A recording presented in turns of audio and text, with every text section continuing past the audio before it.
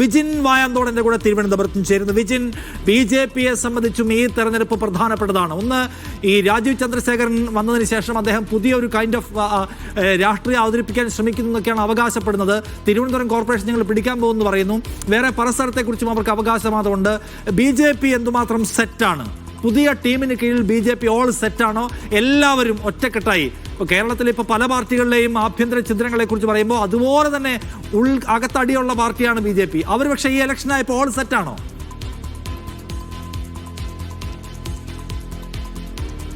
നിഷാദ്, നിലവിൽ 12 ഗ്രാമപഞ്ചായത്തുകൾ, ഒപ്പം തന്നെ 2 നഗരസഭകൾ, തിരുവനന്തപുരം കോർപ്പറേഷനിൽ പ്രതിപക്ഷ സ്ഥാനം, ഇതാണ് BJPയുടെ തദ്ദേശ തെരഞ്ഞെടുപ്പിലെ സ്റ്റാറ്റസ് എന്ന് പറയുന്നത്.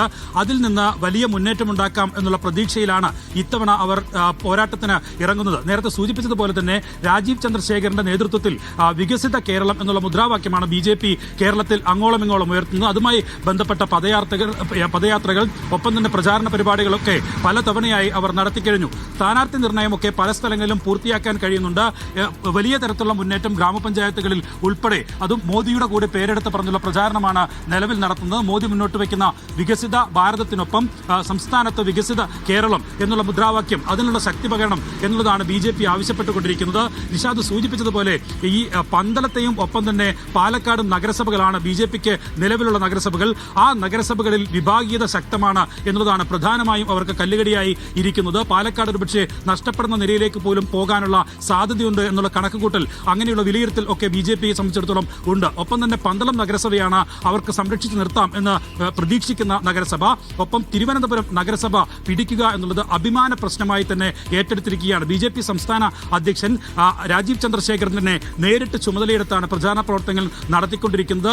രാജീവ് ചന്ദ്രശേഖരന്റെ നേതൃത്വത്തിൽ തന്നെയാണ് സ്ഥാനാർത്ഥി നിർണയം ഒക്കെ പൂർത്തീകരിക്കുകയും ചെയ്തത്. പക്ഷേ വലിയ തരത്തിലുള്ള വിഭാഗീയത ഈ സ്ഥാനാർത്ഥി നിർണയവുമായി ബന്ധപ്പെട്ട് തിരുവനന്തപുരം കോർപ്പറേഷനിൽ ഉണ്ടായിരുന്നു. ആരെ കോർപ്പറേഷൻ മേയർ സ്ഥാനാർത്ഥിയാക്കി ഉയർത്തിക്കാട്ടണമെന്ന കാര്യത്തിൽ പോലും ഒരു പേരിലേക്ക് എത്താൻ BJPക്ക് കഴിഞ്ഞിട്ടില്ല എന്നുള്ളത് വലിയ തിരിച്ചടിയാണ്. നിലവിൽ ഇപ്പോഴത്തെ പ്രതിപക്ഷ നേതാവ് VV രാജേഷും ഒപ്പം തന്നെ മുൻ IPS ഉദ്യോഗസ്ഥ R ശ്രീലേഖയുമാണ് മത്സരത്തിനുള്ളത്. ഇവരിൽ ആര് കോർപ്പറേഷൻ മേയർ സ്ഥാനാർത്ഥി എന്ന് ചോദിച്ചാൽ BJP സംസ്ഥാന നേതൃത്വം പറയുന്നത് അത് R ശ്രീലേഖയായിരിക്കും എന്നുള്ളതാണ്. പക്ഷേ VV രാജേഷും മത്സരരംഗത്തുണ്ട് എന്നുള്ളത് എടുത്തു കാണേണ്ടതാണ്.